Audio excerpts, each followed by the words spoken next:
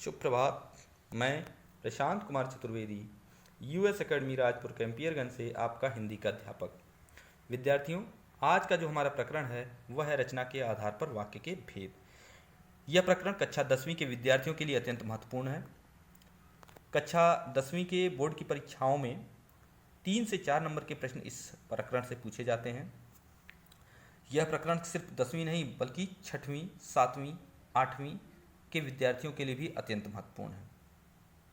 कक्षा 9वीं में भी वाक्य के भेद हैं, परंतु वह रचना के आधार पर नहीं बल्कि अर्थ के आधार पर हैं। और अर्थ के आधार पर भी आपको बता दूं कि वाक्य के 8 भेद होते हैं, जैसे विधानवाचक, निषेधवाचक, संकेतवाचक, प्रश्नवाचक, आज्ञावाचक, विस्मयवाचक और इच्छावाचक तथा संदेहवाचक। इस तरह से वाक्य के 8 भेद हैं जो हमारे अर्थ के आधार पर हैं। वो कक्षा 9वीं के विद्यार्थियों के लिए अत्यंत महत्वपूर्ण है। अभी हम रचना के आधार पर वाक्य भेद पढ़ रहे हैं। ये कक्षा 10वीं के विद्यार्थियों के लिए अत्यंत महत्वपूर्ण विषय है। तो आइए हम पहले देख लें, पहले हम जान लें वाक्य किसे कहते हैं। वाक्य अत्यंत सामान्य सा प्रकरण है, विषय है। तो वाक्य के बारे में सभी लोग जानते होंगे कि शब्दों के सार्थक एवं व्यवस्थित क्रमबद्ध समूह को जो अपना एक भाव प्रकट कर सके, जो अपना एक विचार प्रकट कर सके, उसे हम वाक्य कहते हैं।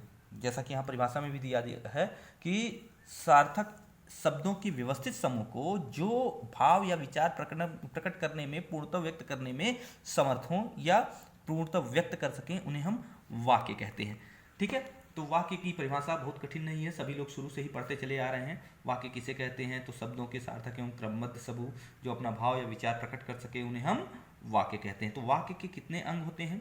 वाक्य के मुख्यतः 2 अंग होते हैं, एक होता है उद्देश्य और एक होता है विधेय। मुख्यतः नहीं, 2 ही अंग होते हैं, एक होता है उद्देश्य और एक होता है विधेय। उद्देश्य क्या है और विधेय क्या है? अब यह प्रकरण आपके सामने संभवतः आ रहा होगा, पढ़ा होगा आपने, हो सकता है कि आपके स्मरण में न हो, तो मैं बता दूं कि उद्देश्य वाक्य में जिसके बारे में मुख्यतः जिसके बारे में बात किया जाता है वह होता है उद्देश्य, और जो बात कही जाती है उसके विषय में वो होता है विधेय। जैसे वाक्य में देखिए, मैंने एक लिखा है कि सुरेश पढ़ाई कर रहा है, तो सुरेश को मैंने यहाँ सर्कल किया है। तो सुरेश क्या है? हमारा उद्देश्य है। पढ़ाई कर रहा है क्या है? विधेय है। वाक्य में जो मुख्य संज्ञा या सर्वनाम शब्द होता है, जिसके बारे में कोई बात कही जाती है या मुख्य कर्ता होता है, उसे ही हम क्या कहते हैं, या वाक्य का कर्ता होता है, उसे ही हम क्या कहते हैं? उद्देश्य कहते हैं। ठीक है, और उसके बारे में जो बात कही जाती है वो क्या कहलाता है? वो विधेय कहलाता है। तो अब दूसरे वाक्य में देखिए, गीता कार चला रही, तो गीता यहाँ कार्य कौन कर रहा है? गीता कर रही है। संज्ञा शब्द मुख्य कौन है? यही है। क्रिया का कर्ता भी कौन है? यही है। तो ये हमारा क्या हो जाएगा? गीता हो जाएगी उद्देश्य, और विधेय क्या हो जाएगा? कार चला रही है। ठीक है, तो इस प्रकार से कोई भी बच्चे खेल रहे हैं तो बच्चे उद्देश्य और खेल रहे हैं विधेय। आप ऑनलाइन पढ़ाई कर रहे हैं तो आप हो गए उद्देश्य और ऑनलाइन पढ़ाई कर रहे हैं विधेय। अध्यापक पढ़ा रहे हैं तो अध्यापक हो गए उद्देश्य और पढ़ा रहे हैं विधेय। इसी तरह से परीक्षा में अध्यापक ने प्रश्न पत्र बांटे तो अध्यापक हो गए उद्देश्य और प्रश्न पत्र बांटे हो गए विधेय। ठीक है, इसी तरह से उद्देश्य और विधेय आप आसानी से पहचान सकते हैं। वाक्य में जो मुख्य संज्ञा शब्द होगा या सर्वनाम शब्द होगा, जिसके बारे में बात कही जा रही होगी, वही कहलाएगा उद्देश्य, और जो बात कही जाएगी वही कहलाएगा विधेय। रचना के आधार पर अब हम पढ़ते हैं वाक्य के भेद। रचना के आधार पर वाक्य के कितने भेद हैं? रचना के आधार पर वाक्य के 3 भेद हैं। पहला है सरल, दूसरा है संयुक्त और तीसरा है मिश्र। सरल, मिश्र और सरल, संयुक्त और मिश्र। ठीक है, पहले आते हैं सरल की तरफ। सरल क्या है? सरल वाक्य वह वाक्य है जिस वाक्य में एक उद्देश्य और एक विधेय हो। जिस वाक्य में एक उद्देश्य और एक विधेय हो, जैसा कि उदाहरणों में आपको बताया गया, सुरेश पढ़ाई कर रहा है, तो ये क्या हो जाएगा? सुरेश एक उद्देश्य है और एक विधेय है। ठीक है, इसके बारे में बताया गया है, पढ़ाई कर रहा है, तो यहाँ पर एक ही उद्देश्य और एक ही विधेय, तो ये सरल वाक्य का उदाहरण हो जाएगा। गीता कार चला रही, गीता उद्देश्य और विधेय एक ही है, तो इसलिए यह भी सरल वाक्य के उदाहरण हो जाएंगे। जैसे देखिए, यहाँ पर परिभाषा भी दिया है, जिस वाक्य में एक उद्देश्य और एक विधेय होता है उसे हम सरल या साधारण वाक्य कहते हैं। सरल वाक्य को साधारण वाक्य के भी नाम से जानते हैं, संयुक्त वाक्य को संयुक्त वाक्य ही कहेंगे, कहीं कहीं मिश्र वाक्य को मिश्रित वाक्य के रूप में भी लिखा जाता है। तो मिश्र और मिश्रित एक ही हैं, सरल और साधारण एक ही हैं। तो सरल वाक्य वे वाक्य होते हैं जिस वाक्य में एक ही उद्देश्य होता है और एक ही विधेय होता है, वो कहलाता है क्या? सरल या साधारण वाक्य। जैसे इसमें कुछ उदाहरण है, मैं प्रतिदिन रामायण देखता हूँ। आप सभी भी लोग भी देखते होंगे, इसमें तो आ भी रहा है टीवी पर, आप देखते होंगे। तो मैं क्या हो गया? उद्देश्य हो गया। ठीक है, वो संज्ञा हो या सर्वनाम हो, इस पर कोई बात ये मायने नहीं रखता है। मुख्यतः जिसके बारे में बात कही जा रही है वही उद्देश्य कहलाएगा। ठीक है, तो मैं हो गया क्या, यहाँ पर हो गया मैं उद्देश्य, और प्रतिदिन रामायण देखता हूँ हो गया विधेय। ठीक है, वह कंप्यूटर चलाने में कुशल है, तो वह हो गया क्या, उद्देश्य, और कंप्यूटर चलाने में कुशल है विधेय। बच्चा शोर मचा रहा है, बच्चा शोर मचा रहा है, तो बच्चा हो गया उद्देश्य और शोर मचा रहा है विधेय। ठीक है, तो इसी तरह से सरल वाक्य में एक उद्देश्य और एक ही विधेय आपको देखने को मिलेगा। ठीक है, तो सरल वाक्य के बाद आते हैं हम संयुक्त वाक्य में। अब संयुक्त वाक्य क्या होता है, संयुक्त मतलब होता है जोड़। संयुक्त का क्या अर्थ होता है, संयुक्त का अर्थ होता है जोड़, जहां दो छोटे छोटे वाक्य आपस में जुड़े हों, लेकिन जुड़े हों कैसे जुड़े हों, समानाधिकरण समुच्चय बोधक अवयवों से। अब ये समानाधिकरण समुच्चय बोधक अव्यय ये कौन सा भूत है भाई, ठीक है, तो ये भूत नहीं है, यह एक प्रकरण है, यह एक अव्यय का भेद है, और यह अव्यय का भेद आप कक्षा 6वीं से पढ़ते आ रहे होंगे, 6वीं 7वीं 8वीं हर में आपको यह है कि कहीं बहुत ही साधारण तरीके से बताया जाता है, कहीं थोड़ा और विस्तृत करके, कहीं और विस्तृत करके। ठीक है, तो थोड़ा सा मैं इसको अभी अव्यय पढ़ाने का विषय नहीं है, अभी हम बस ये जान लें, आप एक बार उसे अपने छोटी कक्षाओं की पुस्तकों से रिवीजन कर लीजिएगा। पहले संयुक्त वाक्य जो है, अब पहले संयुक्त वाक्य को मैं कुछ लिख देता हूँ। ठीक है, उसके संयुक्त वाक्य जो लिखे हुए हैं उसके कुछ अवयवों को लिख देता हूँ, उसको समानाधिकरण समुच्चय बोधक अवयवों को लिख देता हूँ, उसको आप देख करके शायद आपके स्मरण में आ जाए। ठीक है, तो उसको आप पहले मुझे लिख लेने दीजिए, उसके बाद आप देखें, उसके बाद फिर मैं आपको बताता हूँ। देखिए लिख ही देते हैं, यहाँ देखिए, जैसे अभी संयुक्त वाक्य के कुछ जो उदाहरण है, जैसे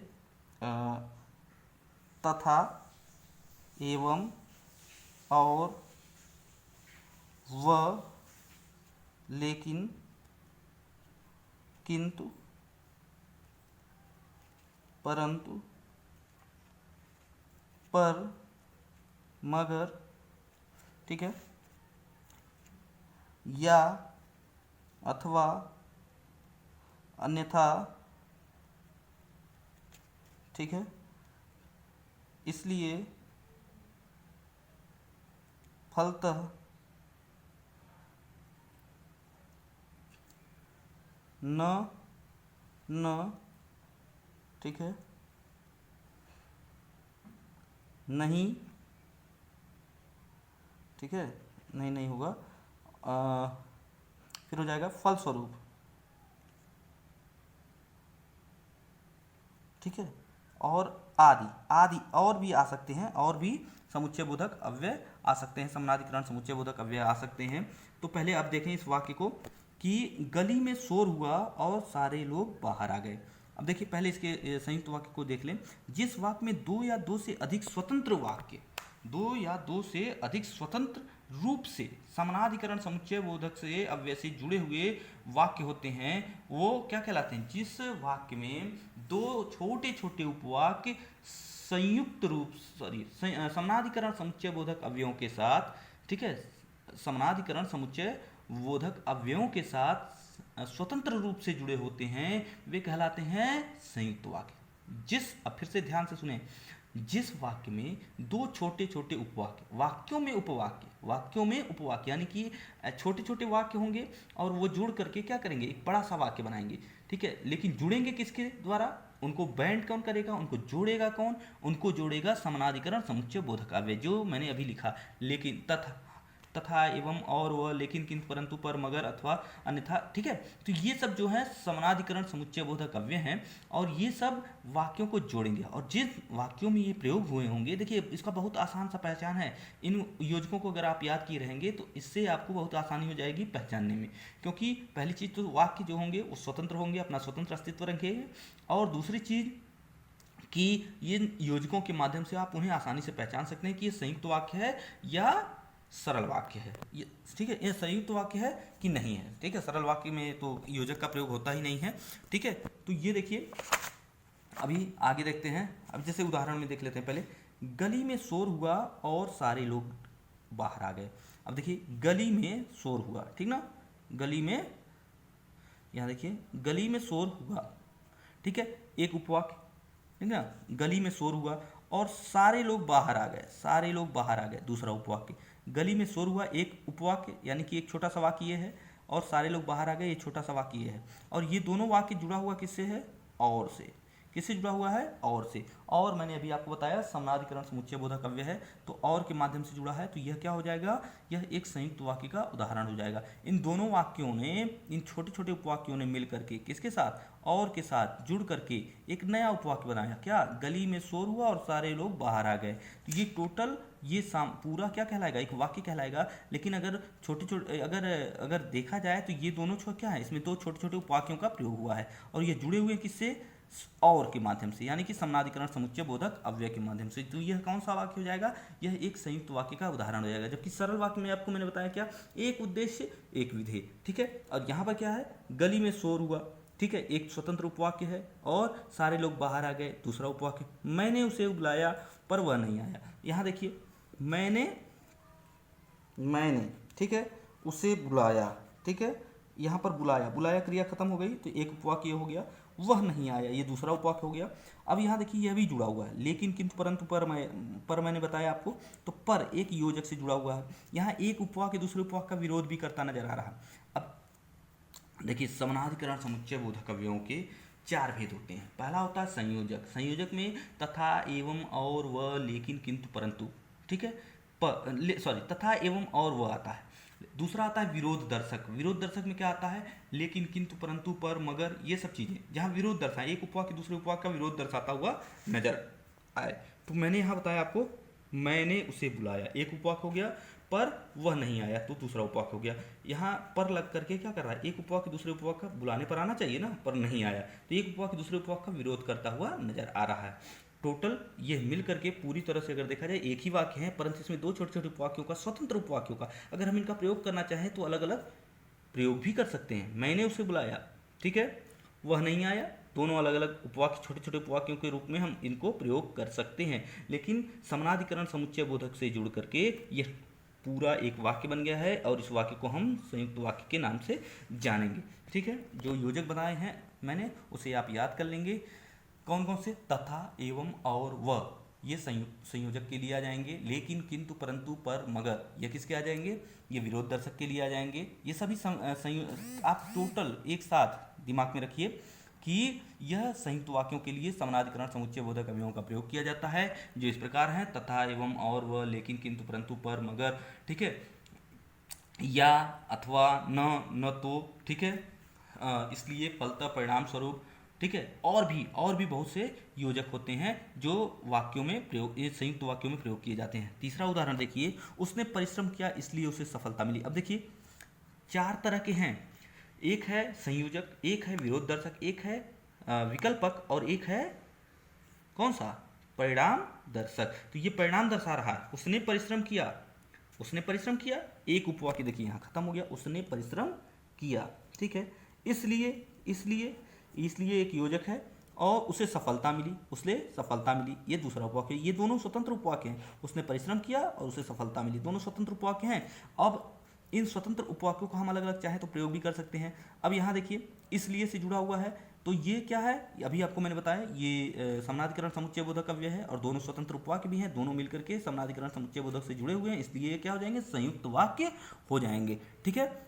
ये देखिए, ये बहुत ही साधारण सा प्रकरण भी है, साधारण सा प्रकरण नहीं है, इसे ब्लैक बोर्ड पर अच्छे से समझाया। जितने एग्जाम्पल, देखिए ये व्याकरण की चीज़ें ऐसी होती, जितने अधिक एग्जाम्पल हम हल करेंगे उतने ही अधिक हमारी इसमें दृढ़ता, ज्ञान, इसके ज्ञान में दृढ़ता बढ़ती जाएगी, ठीक है।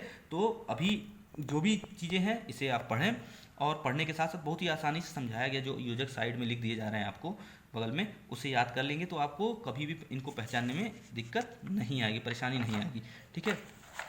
अब आते हैं मिश्र वाक्य की तरफ। मिश्र वाक्य की तरफ देखते हैं। आपने संयुक्त वाक्य में देखा कि इसमें भी दो उपवाक्य थे, लेकिन उसमें दो उपवाक्य थे, लेकिन दोनों क्या थे? पूर्णतः स्वतंत्र थे, अपना स्वतंत्र अस्तित्व रखते थे, और उनको हम अलग अलग करके प्रयोग भी कर सकते हैं। लेकिन जो मिश्र वाक्य होते हैं, इसमें क्या होते हैं? इसमें भी दो उपवाक्य हो सकते हैं, उससे अधिक उपवाक्य हो सकते हैं, ठीक है। तो लेकिन वो क्या होंगे? वो स्वतंत्र नहीं होंगे, मुक्त रूप से नहीं होंगे, वो एक दूसरे से संबद्ध होंगे, एक दूसरे से जुड़े होंगे। किस प्रकार?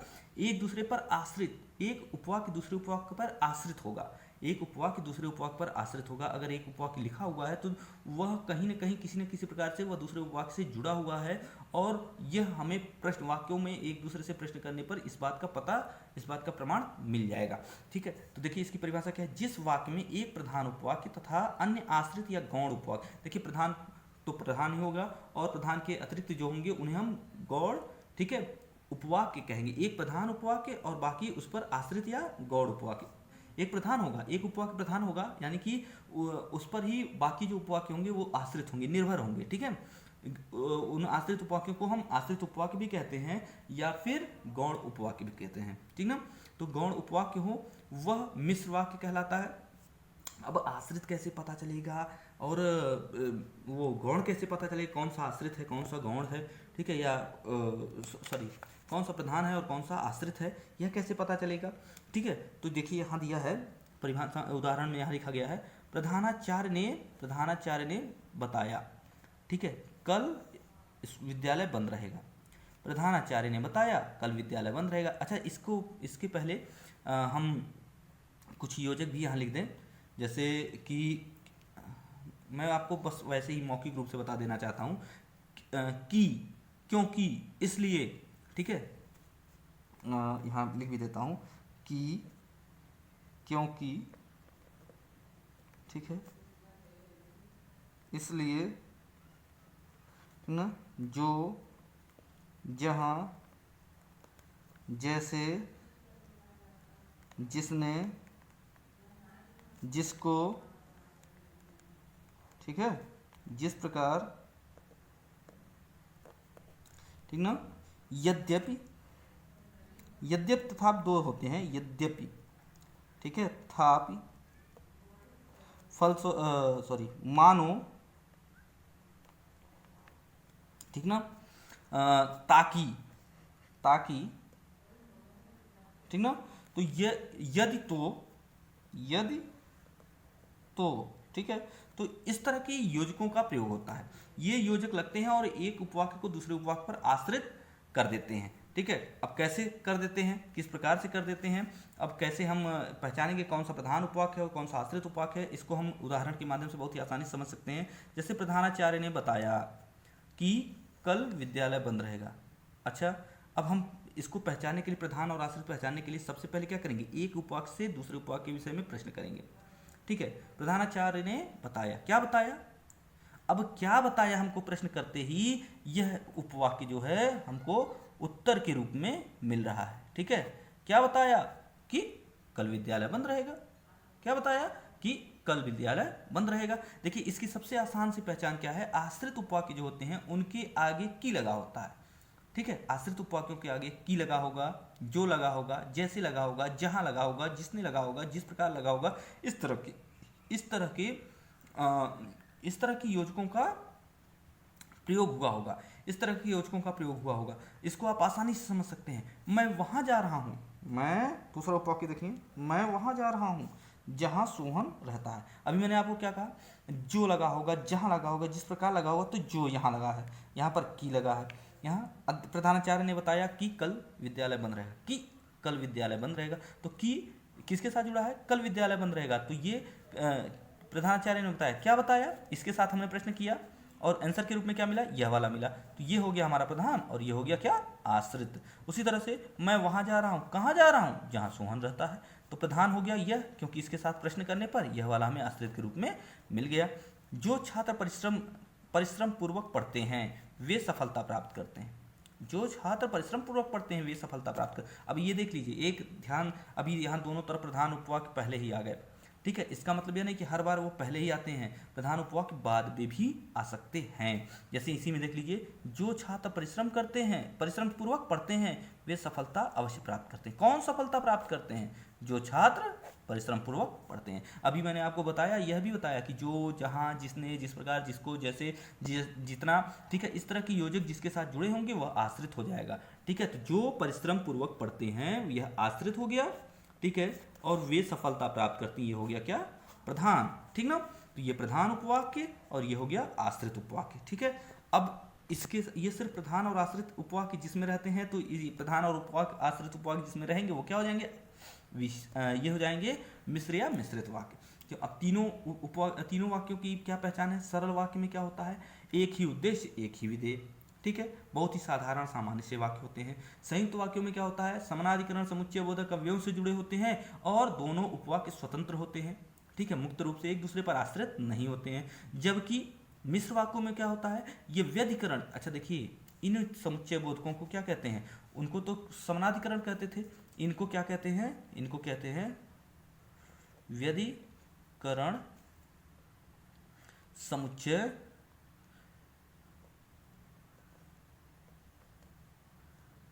बोधक अव्यय, ठीक है, इनको क्या कहते हैं? व्यधिकरण समुच्चय बोधक अव्यय, ठीक ना। अब इसके भी चार भेद होते हैं। पहला होता है कारण सूचक, दूसरा होता है संकेत सूचक, तीसरा होता है स्वरूप सूचक, चौथा होता है उद्देश्य सूचक, ठीक है। चार भेद इसके भी होते हैं, लेकिन हम चारों भेदों को अलग अलग करके, जैसे समानाधिकरण के चार भेद जो मैंने आपको बताया, संयोजक, विरोध दर्शक, परिणाम विकल्पक और परिणाम दर्शक, उसी तरह से इसके भी चार होते हैं। पहला हो गया कारण सूचक, दूसरा हो गया संकेत सूचक, तीसरा हो गया स्वरूप सूचक और चौथा हो गया उद्देश्य सूचक। ये चार इसके भी होते हैं, लेकिन इन चारों को अलग अलग करके बताने की जगह मैंने इनके अव्यय जो हैं एक साथ यहाँ लिख दिए हैं, क्योंकि इसलिए फलता नहीं आ सकता, इसलिए जो, जहाँ, जैसे, जिसने, जिसको, ठीक है, मानो, ताकि, इस तरह के जो अव्यय लिख दिए हैं ये सब प्रयोग होते हैं किसमें? व्यधिकरण समुच्चय बोधक अव्ययों में। और व्यधिकरण समुच्चय बोधक अव्यय, ठीक है, किसमें प्रयोग होते हैं?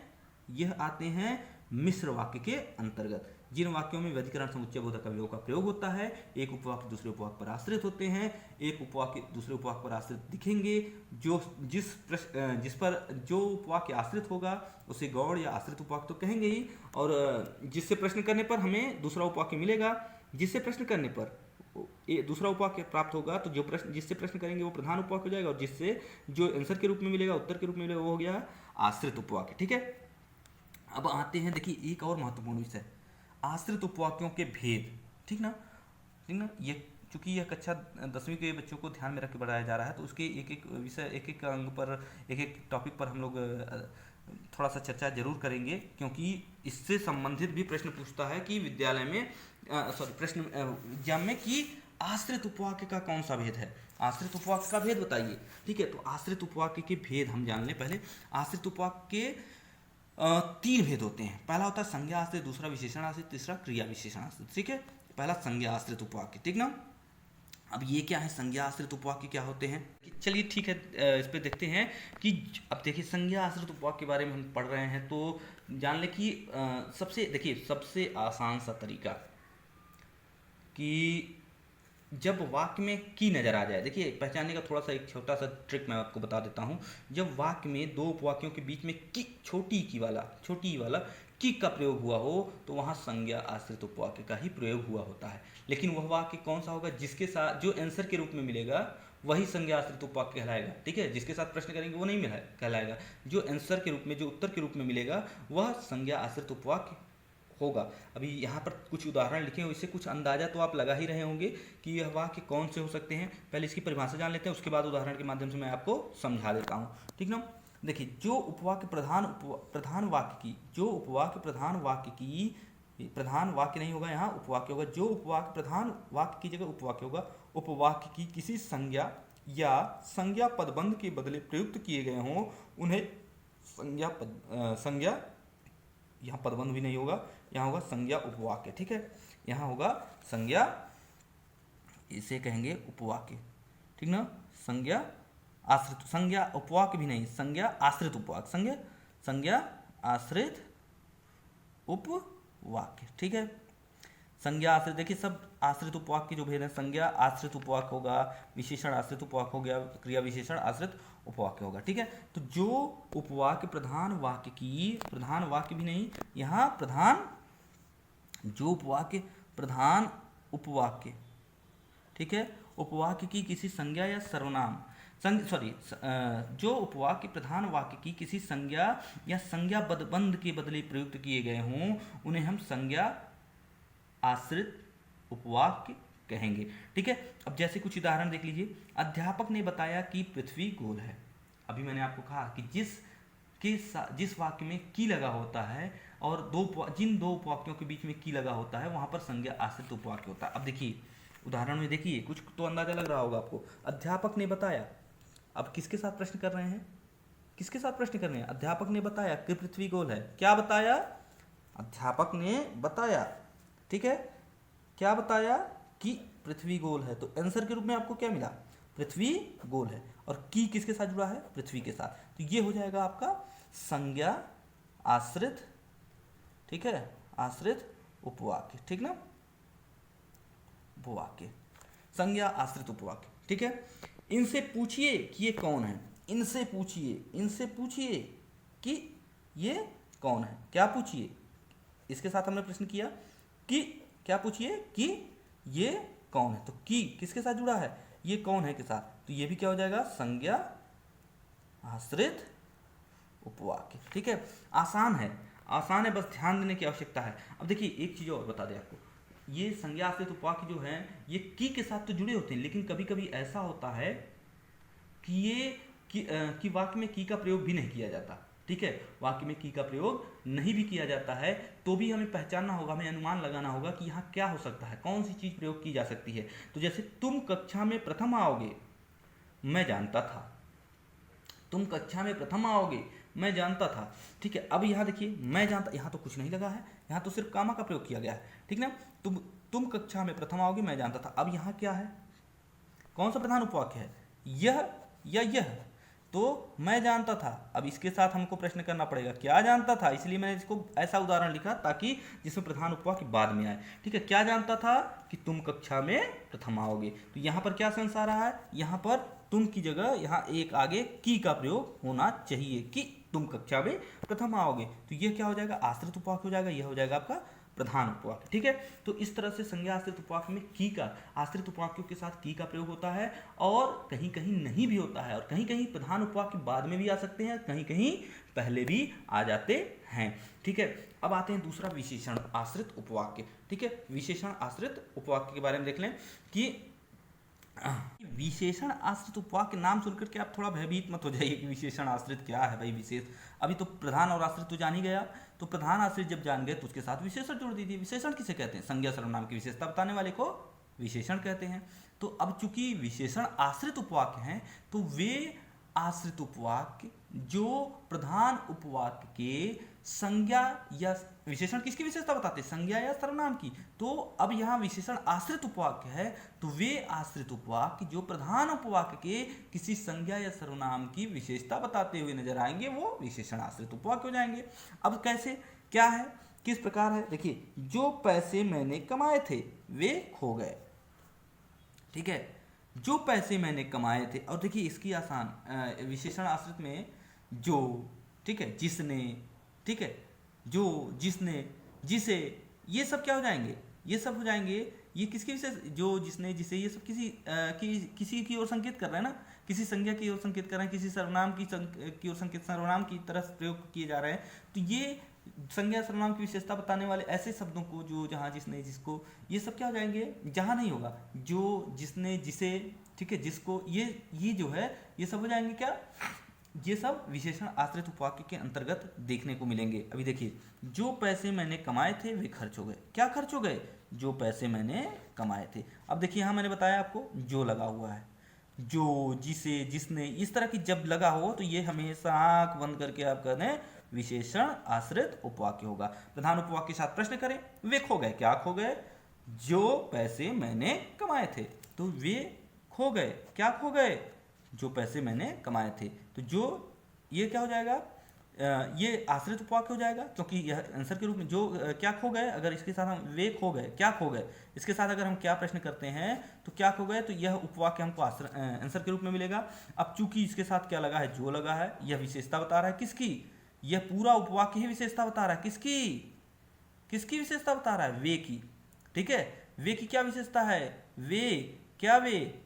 जो पैसे मैंने कमाए थे। तो वे संज्ञा प्रधान उपवाक्य की सर्वनाम की विशेषता बता रहा है ना ये उपवाक्य, इसलिए क्या हो जाएंगे? ये विशेषण आश्रित उपवाक्य हो जाएंगे। वह लड़का कहाँ गया? जो चिल्ला रहा था। वह लड़का कहाँ गया? जो चिल्ला रहा था, ठीक है। कौन लड़का? जो चिल्ला रहा था। तो इस लड़के की क्या विशेषता है? लड़का क्या कर रहा था? चिल्ला रहा था। तो ये जो आश्रित उपवाक्य है ये इस प्रधान उपवाक्य के संज्ञा की क्या कर रहा है? विशेषता के रूप में, विशेषण के रूप में प्रयुक्त हो रहा है। तो ये हो जाएगा क्या? विशेषण आश्रित उपवाक्य। जो पेट दर्द से कराह रहा था उसे अस्पताल में भर्ती करा दिया गया। जो पेट दर्द से कराह रहा था उसे अस्पताल में भर्ती करा दिया गया। उसे किसे किसे भर्ती करा दिया गया? ठीक है, अब यहाँ उसे है, उसे क्या होता है? सर्वनाम होता है। यह प्रधान उपवाक्य है। अस्पताल में भर्ती करा दिया गया। किसे? उसे अस्पताल में भर्ती करा। अभी इसके साथ हम क्या प्रश्न आएगा? किसे किसे अस्पताल में भर्ती करा दिया गया? तो जो पेट दर्द से करा रहा था। तो जो पेट दर्द से करा रहा था यह किसकी विशेषता बनकर उभर कर सामने आ रहा है? उसे की, उसे यानी सर्वनाम की। इस प्रधान उपवाक्य की इस सर्वनाम की विशेषता बता रहा है कौन? यह आश्रित उपवाक्य। ठीक है, तो यह हो जाएगा क्या? विशेषण आश्रित उपवाक्य। तो एक चीज बहुत ही आसानी से समझ में आ रही है कि विशेषण आश्रित उपवाक्य वो उपवाक्य होते हैं जो प्रधान उपवाक्य के संज्ञा या सर्वनाम की ओर के संज्ञा या सर्वनाम की तरफ संकेत करते हैं, इशारा करते हैं या उसकी विशेषता बताते हैं। ठीक है, वो विशेषण आश्रित उपवाक्य कहलाते हैं। अब देखते हैं क्रिया विशेषण। क्रिया विशेषण, जैसा कि आप जानते हैं, क्रिया की विशेषता बताने वाले शब्दों को क्या कहते हैं? क्रिया विशेषण कहते हैं। तो अब यहाँ आश्रित उपवाक्य वही चीज, सेम आश्रित उपवाक्य। ठीक है, जब आश्रित उपवाक्य प्रधान उपवाक्य के किसी क्रिया की विशेषता बताते हुए नजर आएंगे तो वो क्रिया विशेषण आश्रित उपवाक्य कहलाएंगे। देखिए, जो उपवाक्य प्रधान उपवाक्य की क्रिया की कोई विशेषता बताएं वे क्रिया विशेषण आश्रित उपवाक्य कहलाएंगे। वही चीज है ना। तो यही चीजें आपको मैंने बताया अभी। एक क्रिया की विशेषता बताने वाले को ही तो क्रिया विशेषण कहते हैं। तो क्रिया विशेषण, जब क्रिया की विशेषता बताने वाले को क्रिया विशेषण कहते हैं तो आश्रित उपवाक्य प्रधान उपवाक्य की क्रिया की विशेषता बताता हुआ नजर आए तो वो क्रिया विशेषण आश्रित उपवाक्य बन जाएगा, उपवाक्य कहलाएगा। ठीक है, अब इसमें भी जो जितना, जैसा, जहां, ठीक है, इस तरह की चीजें आपको देखने को मिलेंगी। अब देखिए, पहली चीज तो इसका भेद भी होता है। ठीक है, अभी भेद के बारे में बताएंगे। अब देखिए, पहले इसको जान ले, पहले आश्रित उपवाक्य पहचान ले, फिर आश्रित उपवाक्य क्या कर रहा है यह जान ले। तब देखिए, जितना खाओ उतना मेहनत भी करो। ठीक है, उतना मेहनत भी करो। कितना मेहनत करो? कितना मेहनत करो भाई। इस वाक्य के साथ हम प्रश्न कर रहे हैं और आंसर के रूप में क्या मिल रहा है? जितना खाओ। कितना मेहनत करो? जितना खाओ। ठीक है, कितना मेहनत करो? जितना खाओ। तुम जैसा कर रहे हो वैसा मैं भी कर सकता हूँ। कैसा कर सकता हूँ? तुम जैसा कर रहे हो। यदि तुमने पढ़ाई की होती तो पास हो गए होते। यदि तुमने पढ़ाई की होती तो पास हो गए होते। कब पास हो गए होते? यदि तुमने पढ़ाई की होती। तो यहाँ पर क्या हो जाए, ये क्या हो रहा है कि ये क्या कर रहे हैं? एक तरह की तरफ संकेत, एक चीज का संकेत कर रहे हैं। किसका? क्रिया की विशेषता बता। की विशेषता किस प्रकार बता रहे हैं? जैसे देख लीजिए, जितना खाओ, ठीक है, उतना मेहनत करो। कितना मेहनत करने की बात कर रही है, की जा रही है? जितना खाओ। तो मेहनत करना क्रिया क्या होता है? मेहनत करना क्रिया है। मेहनत करना क्या है? क्रिया है। तो क्रिया की विशेषता क्या है? कितनी क्रिया करो? जितना खाओ उतनी क्रिया भी करो। भाई ज़्यादा खा करके क्रिया कम करोगे तो क्या होगा? शरीर वैटी हो जाएगा। ठीक है, आपका वेट बढ़ जाएगा। ठीक ना, सुस्त हो जाएंगे आप। इसलिए क्रिया करते रहिए और चुस्त दुरुस्त रहिए। तुम जैसा कर रहे हो वैसा मैं भी कर सकता हूँ। कैसा कर सकता हूँ? वैसा मैं भी कर सकता हूँ। कैसा कर सकता हूँ? कर सकता हूँ। किसके साथ प्रश्न कर रहे हैं आप? कर सकता हूँ। कैसा कर सकता हूँ? इसके साथ क्या प्रश्न कर रहे हैं? कैसा। इसके साथ प्रश्न कर रहे हैं। कैसा कर सकता हूं? तुम जैसा कर रहे हो। ठीक है, तो यह आश्रित उपवाक्य हो गया क्योंकि आंसर के रूप में मिल रहा है। इसके साथ हम प्रश्न कर रहे हैं, आंसर के रूप में यह मिल रहा है और यह आंसर के रूप में मिलकर क्या कर रहा है? इस प्रधान उपवाक्य की क्रिया की विशेषता बता रहा है। ठीक है, प्रधान उपवाक्य की क्रिया की विशेषता बता रहा है, इसलिए क्रिया विशेषण आश्रित उपवाक्य हो जाएगा। यदि तुमने पढ़ाई की होती तो पास हो गए होते। कब पास हो गए होते भाई? कैसे पास हो गए होते? कब पास हो गए होते? तो कब पास हो जाते? यदि तुमने, ठीक है, पढ़ाई की होती। तो पास होने की विशेषता क्या है के बारे में कौन बता रहा है? यह, यदि तुमने पढ़ाई की होती। तो ये संकेत कर रहा है एक तरह का, यदि संकेत कर रहा है कि यदि पढ़े होते तो पास हो गए होते। तो ये हो जाएंगे क्या? आश्रित उपवाक्य, वो भी क्रिया विशेषण आश्रित उपवाक्य। अब देखिए, क्रिया विशेषण आश्रित उपवाक्य, आपने क्रिया विशेषण पढ़ा है तो क्रिया विशेषण के चार भेद होते हैं, मुख्यतः चार भेद होते हैं। हम उन्हीं के आधार पर क्रिया विशेषण आश्रित उपवाक्यों के भी भेद बताना चाहते हैं। ठीक है, क्रिया विशेषण आश्रित उपवाक्यों के भी भेद होते हैं। ठीक ना, इसको लेकर के आप वो डरिए मत, बहुत ही आसान सा विषय है, क्योंकि जब आप क्रिया विशेषण पढ़े हुए हैं, व्याकरण की चीज़ है, अव्यय शब्द है, इसके भेद अगर आप जानते हैं तो आपको उसके अलग उसके क्रिया विशेषण आश्रित उपवाक्यों के अलग अलग भेद से डरने की आवश्यकता या घबराने की आवश्यकता नहीं है। क्योंकि जब जैसे देखिए रीतिवाची, रीत का मतलब होता है तरीका, रीत का क्या अर्थ होता है? तरीका, ठीक है, तरीका। अब तरीका जब आश्रित उपवाक्य प्रधान उपवाक्य की क्रिया के होने का रीति मतलब ढंग, तरीका या ढंग बताएगा तो रीतिवाची क्रिया विशेषण हो जाएगा। जैसे अब इसी वाक्य में जैसा तुम कर रहे हो वैसा मैं भी कर सकता हूँ, ठीक है, क्रिया के होने का ढंग ही तो बता रहा है। जैसा तुम कर रहे हो वैसा मैं भी कर सकता हूँ।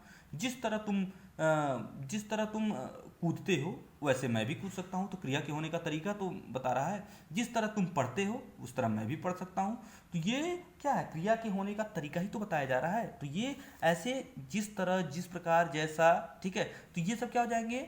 ये सब इस तरह के अव्यय जिस शब्दों के साथ लगेंगे, जिन आश्रित उपवाक्यों के साथ लगेंगे, वो हो जाएंगे रीतिवाची क्रिया विशेषण आश्रित उपवाक्य। फिर देखेंगे कालवाची। कालवाची में क्या होता है? काल, समय बताए भाई, क्रिया के होने का समय बताए। जब आश्रित उपवाक्य प्रधान उपवाक्य के होने की का समय बताए, तो इसका एक जैसे उदाहरण लिख लिए, जब तुम बुलाओगे मैं आ जाऊंगा, तब मैं आ जाऊंगा, मान लीजिए तब लिख देता हूं, तब मैं आ जाऊंगा, ठीक ना, समझ जाइए आप, ठीक है, तब मैं आ जाऊंगा। अब आ जाऊंगा, आ जाऊंगी क्या विशेषता है? कब आ जाऊंगा, इसके साथ प्रश्न हमने कर दिया, कब आ जाऊंगा? जब तुम बुलाओगे भाई, जब तुम बुलाओगे तब मैं आ जाऊंगा। तो ये क्या बता रहा है? कालवाची क्रिया विशेषण का उदाहरण हो गया, ठीक है। जब, ठीक है, जब तुम आओगे, तो जब क्या? जब समय बता रहा है ना, कालवाची है तो कालवाची समय ही तो बताएगा, कालवाची समय बताएगा, रीतिवाची ढंग बताएगा। अब स्थानवाची क्या बताएगा? स्थानवाची स्थान बताएगा, क्रिया के होने का स्थान। जहां तुम जा रहे हो वहां मैं गया था। कहाँ गया था? जहां तुम जा रहे हो, तो जहां जाने का स्थान बता रहा है ना, जहां तुम गए थे, जहां तुम जा रहे हो वहां मैं गया था। कहाँ गया था? जहां तुम जा रहे हो, ठीक है। मैं वहां जा रहा हूं जहां सोहन रहता है। कहाँ जा रहा हूं? जहां सोहन रहता है। तो क्रिया के होने का स्थान तो बता रहा है, तो स्थानवाची क्रिया विशेषण हो जाए। परिमाणवाची में क्या? परिमाण मतलब होता है मात्रा, ठीक है, मात्रा बताएगा, क्रिया के होने की मात्रा बताएगा। जितना तुम खाते हो उतना मैं भी खा सकता हूँ। कितना खा सकता हूँ? जितना तुम खाते हो, ठीक है, जितना तुम खाते हो उतना मैं भी खा सकता हूँ, ठीक है। तो प्रधान, अब उदाहरण के माध्यम से समझ लें, जितना तुम खाते हो मैं भी खा सकता हूँ, ठीक है। वैसे समझें आप, मैं भी खा सकता हूँ। कितना खा सकता हूँ? जितना तुम खाते हो, ठीक है। तो इसके साथ हमने प्रश्न किया और यह वाला आंसर के रूप में मिल गया। तो जितना क्या बताएगा भाई? परिमाण ही तो बताएगा। जितनी बारिश आज हुई है उतनी कभी नहीं हुई। कितनी कभी नहीं हुई? जितनी आज हुई है। तो ये क्या हो रहा है? क्रिया के होने का परिमाण यानी कि मात्रा बता रहा है। तो इस तरह से आप देखिए, जो भी आश्रित उपवाक्य हैं, आश्रित उपवाक्यों को पहचानने के लिए बहुत ही आसान सा तरीका है। संज्ञा आश्रित उपवाक्य है तो वाक्य के साथ की लगेगा या की का भाव छिपा रहेगा, ठीक है। विशेषण आश्रित उपवाक्य है तो आश्रित उपवाक्य प्रधान उपवाक्य के किसी संज्ञा या सर्वनाम की विशेषता बताते हुए नजर आएंगे। और क्रिया विशेषण आश्रित उपवाक्य है तो वो क्या करेंगे? जो आश्रित उपवाक्य होंगे वो प्रधान उपवाक्य के जो क्रिया होगी उसकी विशेषता बताते हुए नजर आएंगे और विशेषता बताते हुए नजर आएंगे। और अगर क्रिया विशेषण आश्रित उपवाक्यों का भेद पूछ लेता है कि क्रिया विशेषण आश्रित उपवाक्य का भेद भी बताइए, तो वो भी आसान है, उसको भी घबराने की आवश्यकता नहीं है। क्यों? क्योंकि जब अगर वो पूछे कि कैसा, तो कैसा जैसा ये रीति बताता है, ठीक है। अगर प्रधान उपवाक्य के साथ कैसा प्रश्न करना पड़े तो वह रीतिवाचक हो जाएगा। अगर कब प्रश्न करना पड़े तो वह कालवाचक हो जाएगा। अगर कितना प्रश्न करना पड़े परिमाणवाचक हो जाएगा। अगर वह किस प्रकार पूछा जाए तो रीतिवाचक हो जाएगा। और कहाँ पूछा जाए तो कालवाची हो जाएगा। तो इस प्रकार से बहुत ही आसान है यह तरीका। इस प्रकार से आप वाक्यों के क्रिया विशेषण आश्रित उपवाक्यों के भेदों को भी आसानी से आप पहचान सकते हैं, ठीक है। अब आते हैं वाक्य परिवर्तन की तरफ, ठीक है। परिवर्तन एक वाक्य से दूसरे वाक्य में हमें परिवर्तित करना है। अब हमको पहले देखना है कि जो खेत में गाय चर रही है, जो गाय खेत में चर रही थी उसे सोहन ने निकाल दिया। जो गाय खेत में चर रही थी उसे सोहन ने निकाल दिया। अभी तो अगर ऐसे पहचानने की बात की, अभी इसके पहले हमने पहचाना आश्रित उपवाक्य, तो किसे सोहन ने निकाल दिया? जो गाय खेत में चर रही थी, जो लगा है, ठीक है, जो लगा होता है किसकी तरफ विशेष संकेत कर रहा है, विशेषण आश्रित उपवाक्य है। लेकिन अभी ये विशेषण आश्रित हमको नहीं पहचानना है, हमको बस ये पहचानना है कि यह वाक्य हम कैसे, हमको बस इतना ध्यान देना है कि हमको जो दिया हुआ है सरल वाक्य में इसको बदलना है, इसको हमको सरल वाक्य में बदलना है। सरल वाक्य में ये भी ध्यान देना है एक ही मुख्य उद्देश्य होता है और एक ही मुख्य विधेय होता है। ठीक है, तो हम इसको कैसे बदलेंगे। अब यहाँ पर दो उद्देश्य दो विधेय होंगे। जो गाय खेत में चर रही थी, तो गाय हो गया एक उद्देश्य, और उसे सोहन ने निकाल दिया तो सोहन हो गया। ठीक है, तो अलग अलग हो गए, दो उपवाक्य हो गए, एक उपवाक्य ये हो गया और एक उपवाक्य हो गया। लेकिन यहाँ पर अगर हमको सरल वाक्य बनाना है तो हम इसको क्या लिख सकते हैं, जो गाय खेत में चर रही थी उसे सोहन ने निकाल दिया, इसको सरल में बदलेंगे तो हो जाएगा खेत में चरने वाली गाय को सोहन ने निकाल दिया। अब देखिए यहाँ क्या हो गया, हमारा वाक्य सरल संयुक्त वाक्य में और मिश्र वाक्य में क्या होता है, वाक्य दो छोटे छोटे उपवाक्यों में बटे होते हैं, उनका बीच में कहीं ना कहीं समाप्तिकरण होता है, वो कहीं ना कहीं बीच में समाप्त होते हैं। लेकिन यहाँ पर खेत में चरने वाली गाय को सोहन ने निकाल दिया, इस वाक्य को बीच में कहीं भी विराम नहीं दिया जा रहा है, इसको हमने एक उपवाक्य के रूप में, एक वाक्य के रूप में लिख लिया। ठीक है, अब यहाँ पर क्या है, खेत में चरने वाली गाय को सोहन ने निकाल दिया, तो यहाँ क्या हो जाएगा, सोहन ने, ये क्या हो जाएगा, उद्देश्य हो जाएगा, निकाल दिया, खेत में चरने वाली गाय को निकाल दिया, विधेय हो जाएगा। ठीक है, सोहन उद्देश्य हो जाएगा और खेत में चरने वाली गाय को निकाल दिया, विधेय हो जाएगा। एक उद्देश्य और एक विधेय में हमने बदल दिया, तो ये हमारा सरल वाक्य हो गया। ठीक है, वह लड़का घर जाकर सो जाएगा, इस वाक्य को किस में बदलना हमें, और तो हमने जो योजक बताए थे आपको समानाधिकरण समुच्चय, उन्हीं सब योजकों का प्रयोग करके हमें इन्हें बदलना है। तो वह लड़का घर जाकर सो गया, तो वह, इसको हम जब बदलेंगे दो छोटे छोटे वाक्यों में तो हो जाएगा वह लड़का। इसको हम क्या करेंगे, संयुक्त वाक्य में बदलने के लिए दो छोटे छोटे उपवाक्यों में बदलना होगा, और दोनों छोटे उपवाक्य क्या होंगे, पूरी तरह से मुक्त होंगे। ठीक है, वो एक दूसरे पर आश्रित नहीं होंगे। ठीक है, तो वह हो जाएगा वह लड़का, ठीक है, घर गया और सो गया। ठीक है, अब देखिए वह लड़का घर गया, एक उपवाक्य हो गया, यह मुक्त है, और यहाँ हमने समानाधिकरण समुच्चय बोधक का प्रयोग कर लिया। सो गया एक दूसरा उपवाक्य है, यहाँ पर सेंस छिपा हुआ है, किसका, वह का, वह सो गया। तो ऐसे भी लिख सकते हैं, वह लड़का घर गया और वह सो गया, वह भी लिख सकते हैं, लेकिन वह लिखने की आवश्यकता नहीं है, सर्वनाम विकार आ जाएगा, बार बार सर्वनाम का प्रयोग नहीं करना चाहिए। अगर हमारा सेंस मिल जा रहा है तो हम वैसे भी लिख सकते हैं। तीसरा उपवाक्य देखिए, अपराधी होने के कारण उसे सजा मिली, अपराधी होने के कारण उसे सजा मिली। तो यहाँ पर देखिए कहीं भी वाक्य बीच में समाप्त नहीं हो रहा है, दो छोटे छोटे उपवाक्यों में बैठा नहीं है, तो जाहिर सी बात है क्या है, सरल वाक्य। इसको हमको मिश्र वाक्य में, ठीक है, बदलना है। तो इसको हम जब बदलेंगे तो क्या हो जाएगा, इसको जब हम मिश्र वाक्य में, हमने कहा ना, इसको हम मिश्र वाक्य में बदलेंगे तो कैसे बनेगा, चूंकि वह अपराधी था इसलिए उसे सजा मिली। ठीक है, अब यहाँ देखिए, चूंकि वह अपराधी था इसलिए उसे सजा मिली। ठीक है, सजा मिलने का कारण क्या हो गया, ये उसका अपराधी होना। तो यहाँ पर देखिए ये मिश्र वाक्य का उदाहरण हो गया, एक उपवाक्य दूसरे उपवाक्य पर आश्रित भी है। फिर तीसरा देखिए, चौथा देखिए, शेर ने दहाड़ मारकर भी हिरण पर हमला नहीं किया। ठीक है, इसको संयुक्त वाक्य में बदलना, शेर ने दहाड़ मार कर भी यहाँ देखिए वाक्य खत्म नहीं हो रहा है, यहाँ जो भी लगा है ये निपात का कार्य कर रहा है, ये वाक्य को खत्म नहीं होने दे रहा है, ये वाक्य पर जोर दे रहा है, किस पर, शेर ने दहाड़ मार कर भी हिरण पर हमला नहीं किया। ठीक है, यहाँ पर वाक्य की समाप्ति एकदम यहीं पर हो रही है, एक ही उद्देश्य है, कौन, शेर ने। ठीक है, करता ही तो उद्देश्य होता है मुख्य रूप से। ठीक है, और दहाड़ मार कर भी हमला नहीं किया, यह हो गया विधेय। इसको हमको संयुक्त वाक्य में बदलना है, हो जाएगा, क्या हो जाएगा, तथा एवं और का प्रयोग करिए भाई, शेर ने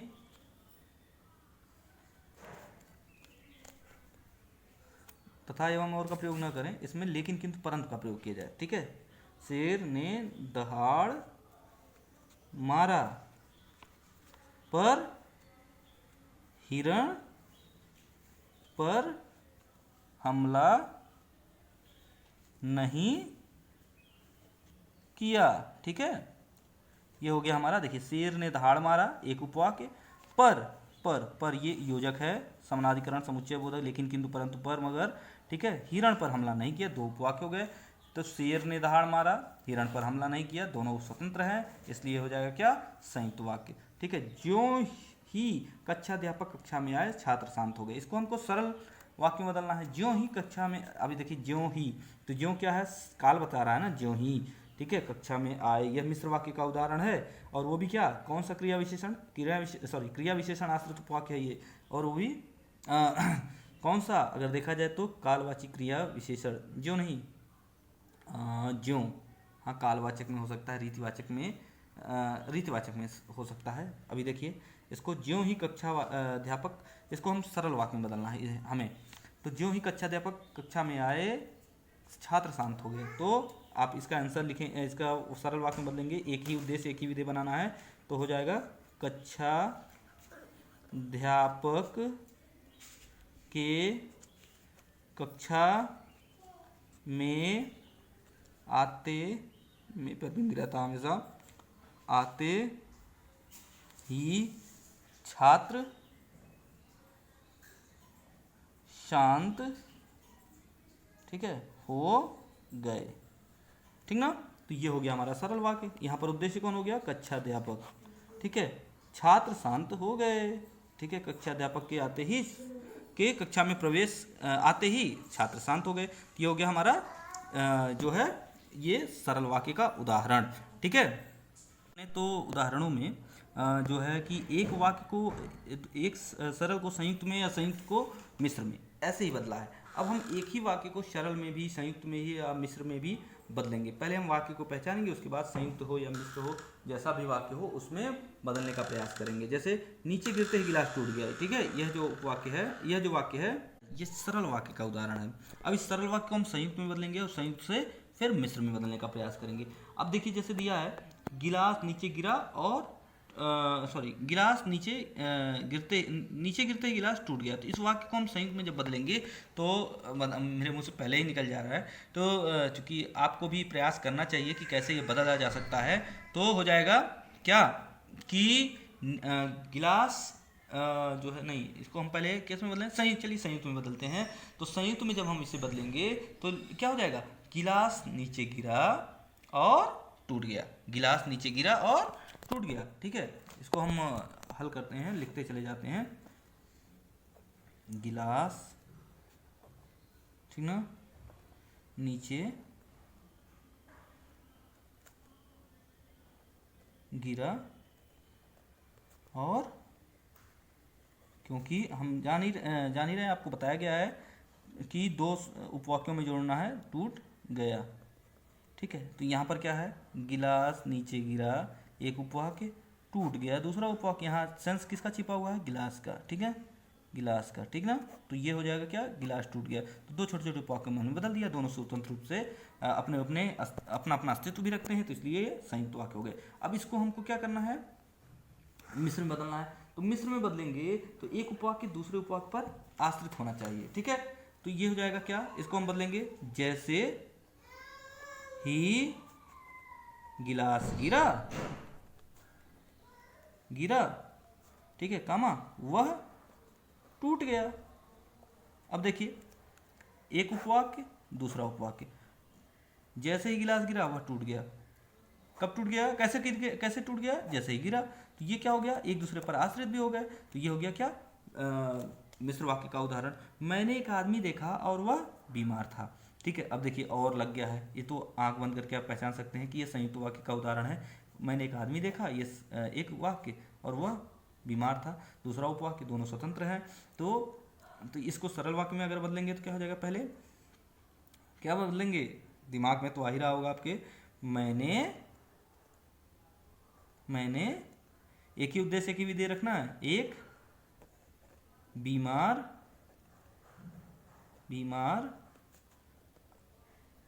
आदमी को देखा।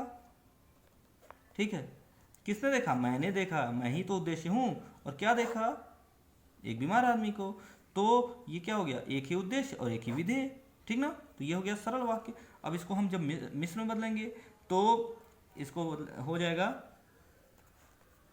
मैंने एक आदमी देखा जो बीमार था।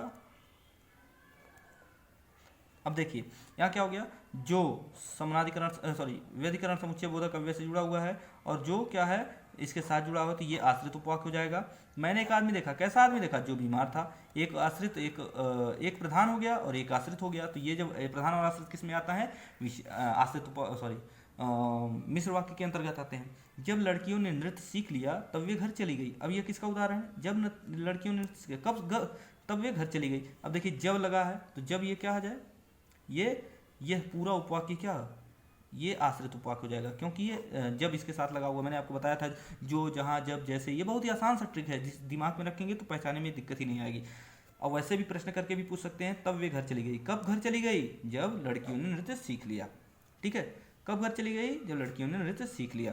तो यह आश्रित भी हो गया। और कब चली गई, कब पूछा जा रहा है, तो अगर आश्रित का भी भेद बताना हो तो कब किसमें आता है, कालवाची क्रिया विशेषण आश्रित उपवाक्य के अंतर्गत। यह जो आश्रित उपवाक्य हो जाएगा, क्या भेद होगा इसका, कालवाची क्रिया विशेषण आश्रित उपवाक्य, ठीक है। तो यह पहले विशेषण, यह किसका है, मिश्र वाक्य का उदाहरण है। अब मिश्र वाक्य का उदाहरण है तो इसको हम सरल में बदलेंगे। तो पहले हो जाएगा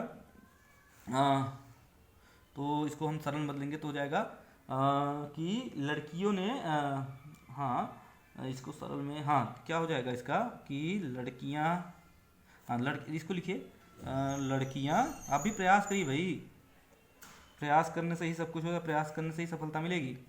लड़कियां नृत्य सीख कर घर चली गई, नृत्य सीख कर घर चली गई। एक चीज और बता दें आपको हम, सीख कर पूर्वकालिक क्रिया, ठीक है। ये बहुत ही आसान तरीका है कि संयुक्त वाक्यों को या मिश्र वाक्यों को सरल वाक्य में बदलने के लिए सबसे आसान चीज़ क्या होती है, चाहे पूर्वकालिक क्रिया का प्रयोग कर लेते हैं हम, और चाहे निपात का प्रयोग कर लेते हैं, चाहे संबंध बोधक अवयवों का प्रयोग कर लेते हैं। वह बीमार था इसलिए घर नहीं आया, ठीक है, बीमार होने के कारण वह घर नहीं आया, के कारण हमने संबंध बोधक का प्रयोग कर लिया, ठीक है। कारणवाची, अब देखिए वहाँ कारण सूचक था, वो सॉरी आश्रित, बीमार होने के कारण वह घर नहीं आया।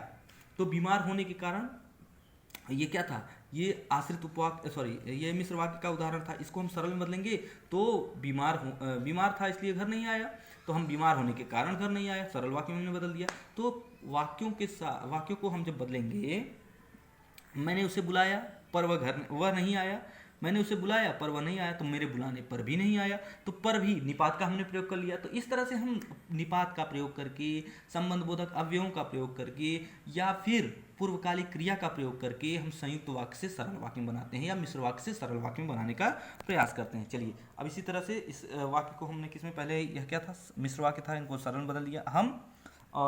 इसको हम क्या बनाएंगे, संयुक्त बनाएंगे। तो इसको संयुक्त में बनाने के लिए आप भी प्रयास करिए। तो ये हो जाएगा, हाँ लड़कियों ने नृत्य सीखा, हाँ ये हो जाएगा, लड़कियों ने नृत्य सीखा और वे घर चली गई। अब देखिए गई में बिंदी रहेगा, बहुवचन है ना। तो लड़कियों ने नृत्य सीखा और वे घर चली, लड़कियों ने नृत्य सीखा एक उपवाक्य, घर चली गई दूसरा उपवाक्य, और के माध्यम से वे घर चली गई दूसरा उपवाक्य, और के माध्यम से जुड़ी हुई हैं।